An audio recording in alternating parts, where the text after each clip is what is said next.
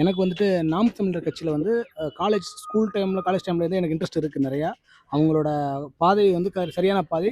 தனியாக நின்று நம்மளோட பலத்தை காட்டணும் அப்படின்னு நினைக்கிறது தான் சீமானோட கொள்கையை நான் பார்க்குறேன். அதுதான் நான் ரொம்ப பிடிச்சிருக்கு எனக்கு. இன்றைய கால சூழ்நிலையில் வந்து சீமானுக்கு ஒரு கட்சியோட வளர்ச்சி வந்து அபிரமிதமாக இருக்குது. எப்படி இருக்குன்னா, இது வரைக்கும் சீமான் முகத்தை வந்து மீடியாவில் காட்டுறதுக்கு யோசிப்பாங்க. இப்போ எந்த ப்ரெஸ் மீட்னாலும் ஆனால் சீமான் மாதிரி நின்று பதில் கொடுக்குற ஆம்பளை யாருமே கிடையாது. சீமான் மாதிரி பேசுறதுக்கும் கேள்வி கேட்குற பதில் செய்தியாளரை வாய் அடைக்கிற அளவுக்கு பேசுகிற ஒரே திறமை அண்ணன் சீமான் மட்டும் தான் இருக்குது. வேறு எந்த அரசியலையும் கிடையாது. 50 வருஷம் பழுத்து கொட்டை போட்ட எந்த அரசியல்வாதி கூட அவ்வளோ தைரியமாக பேச மாட்டான். இப்போ வந்து அண்ணன் விஜய் கூட வந்து பார்த்தீங்கன்னா ப்ரெஸ் மீட் சந்திக்கிறதுக்கு ஒரு தயங்குறாரு. அந்த கேள்வியை எதிர்கொள்ள முடியலன்னா அவன் தேர்வு எழுதுறதே வேஸ்ட்டு. ஒரு கேள்வியை உன்னால் எதிர்கொண்டு அது பதில் கொள்ள முடியும் அப்படின்னா மட்டும்தான் அவன் வந்து தேர்வு ஆகும். அவன் தேர்வானால் தான் அந்த மக்களுக்கு வந்து அது வந்து ஒரு பயனாக இருக்கும். ஒரு பாஸ் பண்ணவனை விட்டுட்டு நம்ம ஏதோ ஒரு அரசியலில் 10ல் ஒரு கட்சியாக இருக்கு நான் விரும்பலை.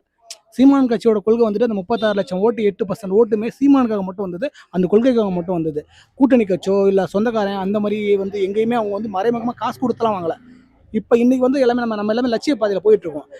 காரியவாதிகளாக நம்ம இன்னைக்கு இல்லை. நமக்கு எந்த பிரயோஜனமும் இல்லாமல் நம்ம கொள்கைக்காக தமிழ் தேசிய அரசியலாக நிற்கிறோம். இது வந்து இன்னும் மேலும் வளர்றதுக்கு நம்ம தம்பிகளும் நம்மளோட உறவுகள் எல்லாருமே வந்துட்டு ஒற்றுமையாக இருக்கணும். எங்கேயுமே வன்முறை வேண்டாம். எந்த இடத்துலையுமே நம்ம வந்து அனுசரிச்சு போங்க.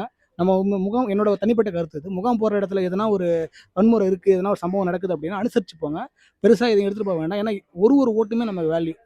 இந்த அண்ணன் விஜய் சர்க்கார் படத்தை சொன்ன மாதிரி ஒரு ஓட்டுக்கு ஒரு வேல்யூ இருக்கு இல்லையா? அது மாதிரி யாருமே எந்த கட்சிக்காரனாக இருந்தாலும் சரி. இப்போ காலையில் கூட ஒரு முகாமில் பிசிக நண்பர் ஒருத்தர் ஏதோ பேசினா தான் கேள்விப்பட்டேன்.